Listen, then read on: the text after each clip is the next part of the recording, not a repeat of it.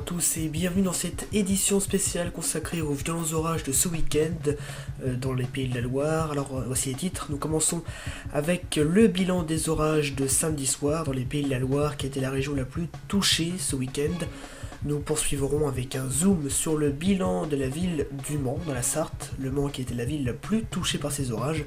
Et enfin nous finirons avec un point sur ces orages avec Florent Denis qui est le correspondant local de Prévy-Ouest au Mans dans la Sarthe. Il reviendra sur les observations et les dégâts au niveau de cette ville. On commence ce bilan des orages avec les précipitations, elles n'étaient pas extrêmes ce week-end, puisque même sous les orages, nous n'avions que, si je puis dire, entre 1 et 10 mm, les précipitations étaient plus importantes du côté du Maine-et-Loire, le sud de la Mayenne et de la Sarthe, et l'est de la Loire-Atlantique, plus faibles sur le sud de la Vendée, ailleurs entre 3 et 6 mm en général. Les impacts de foudre ont été plus importants dans le nord-est de la région, avec plus de 650 impacts de foudre dans la nuit de samedi à dimanche, c'était plus faible sur l'ouest de la Loire-Atlantique et le nord-ouest de la Mayenne, ce qui ne veut pas dire qu'il n'y a pas eu d'orage, mais là il y a eu moins de 150 impacts de foudre, ce qui reste quand même assez important quand même. Et enfin l'humidité relative, il y a beaucoup d'humidité dans la nuit de samedi à dimanche, avec moins de 10% sur l'ouest, mais plus de 90% d'humidité sur le nord de la Loire-Atlantique et le nord-ouest du Maine-et-Loire, ailleurs entre 40 et 80% globalement. Comme je vous le disais en titre, c'est le département de la Sarthe et notamment la ville du Mans qui a été le plus touché par ces orages. Alors que s'est-il passé? Eh bien, on a relevé des intensités pluvieuses de l'ordre de 300 mm par heure aux alentours de 5 h du matin, donc une grosse averse à cette heure-là.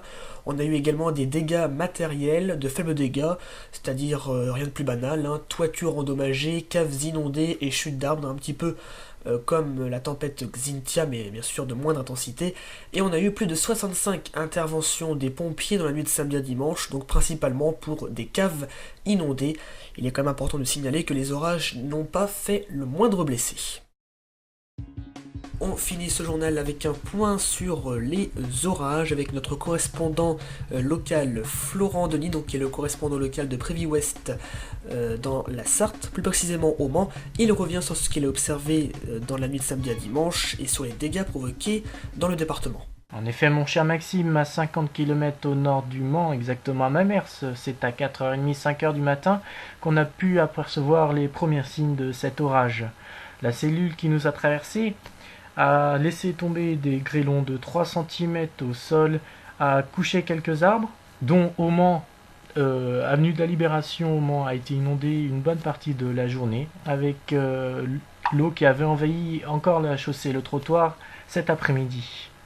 La tempête a aussi provoqué des dégâts, des caves inondées, et les pompiers sont en effet intervenus 67 fois. Voilà, donc merci à notre correspondant local, Florent Denis, pour ce point sur les orages dans la ville du Mans. On se retrouve pour un prochain journal, vous savez quand, mercredi bien sûr, mercredi 9 juin 2010. Je vous souhaite à tous un très bon début de semaine.